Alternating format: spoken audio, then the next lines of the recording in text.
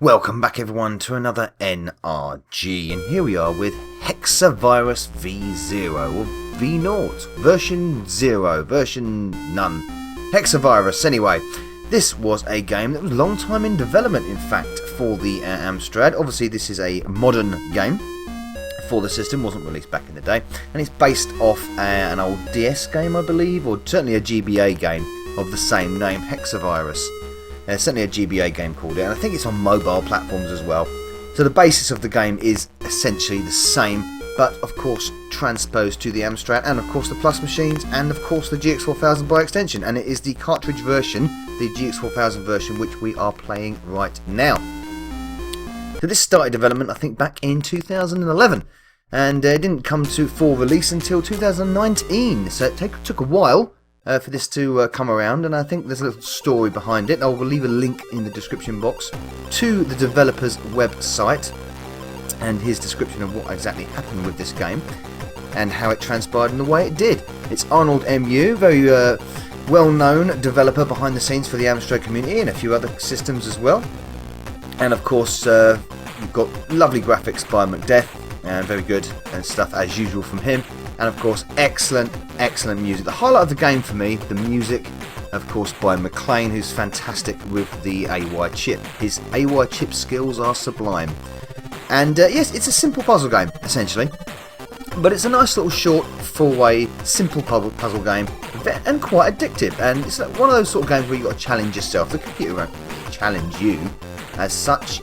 So essentially, you've got this lovely sort of display here, this hexagonal sort of puzzle mishmash going on with lots of colours.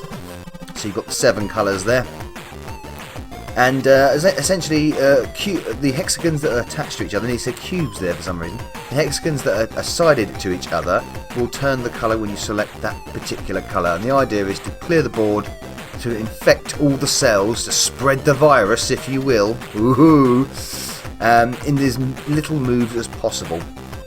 So it starts off with 40 moves, and then that will tick down, I think, to 35, and it doesn't go under 35 after that. So then you've got to challenge yourself on how many moves you can do it in. So how many moves have I done? I've wasted a couple of moves here. Okay, so I've done this with 14 moves remaining. Right, so I will bring up the next board. Of course, the boards are randomised completely, so you'll get a completely fresh new board. Play again. Randomise the board, and off we go again. And now I'm going to try and complete this with, well, essentially with more than 14 moves remaining. Let's see if I can do it. We'll have a few rounds of this. And I'll say this music is rather good. It needs to be good, because if it was a one of those sort of like looping tunes that would drive you insane, you'd have to turn it off. You can turn the music off, which is that's up to you. But luckily, the music is fan-fucking-tastic, so I listen to the music. It's very, very enjoyable indeed. And so we've got some lovely plus features going on in this version. This is a 64K game, but there are plus features going on. You've got a little bit of sprite smoothing going on. You've got the plus palette obviously being used. Here, some of the colours here are not obviously available on the original CPC. And you notice at the beginning there, you've also got some screen fading.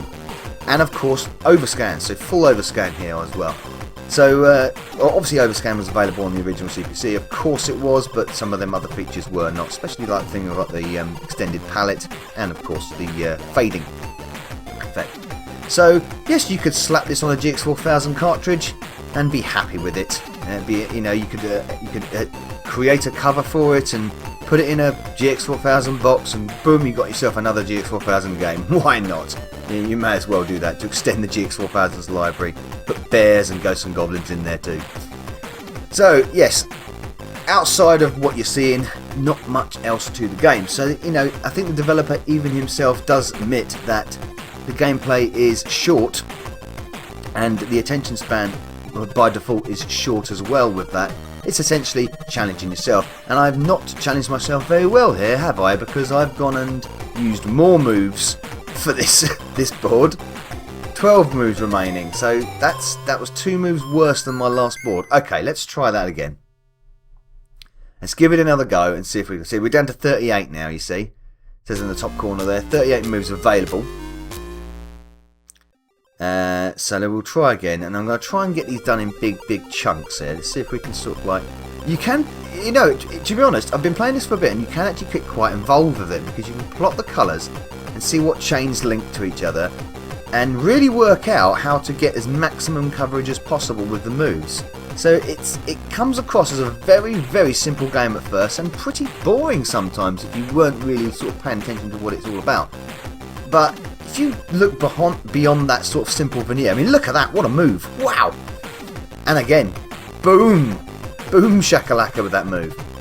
If you look beyond the simplicity of it and actually sort of like study the board and think, you know what, you can actually work out, you could really clear the board really quickly in like maybe 10 moves possibly. There might be. I mean, I think Arnoldemu has done the math on this.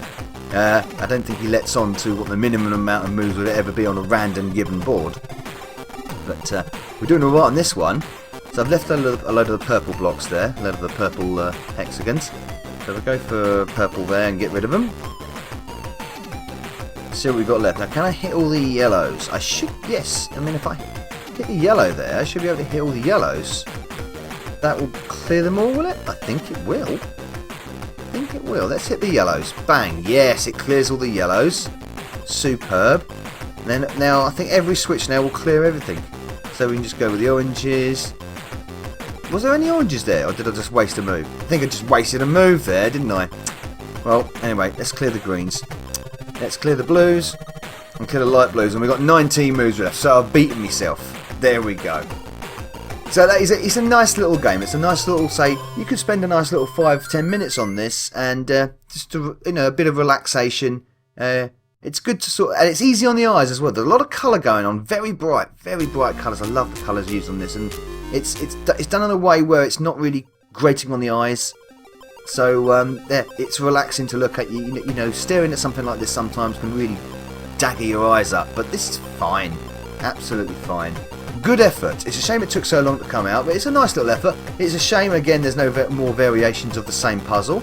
Say for instance like in a maze format or something like that, maybe in a numbered version and not just colours, pattern versions, different shapes. There's many variations and many directions I think this could go in, but I don't think Arnoldemu is going to be developing this further. But hey, for what it is, with this fantastic music, very impressive graphics, and it's a smart bit of coding. I think it is a smart bit of coding. Very good, and that's Hexavirus on the Amstrad CPC. Actually, it's not only on the Amstrad CPC, because this review is actually on the Amstrad GX4000. See, I'm getting in behind myself there. Thanks for watching. Novabug out.